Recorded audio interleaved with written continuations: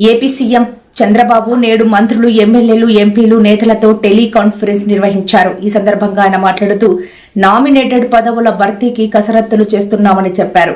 Nominated పదవులకు పేర్లను సిఫారసు చేయకుండా కొంతమంది నేతలు ఆలస్యం చేస్తున్నారని అసంతృప్తి వ్యక్తం చేశారు.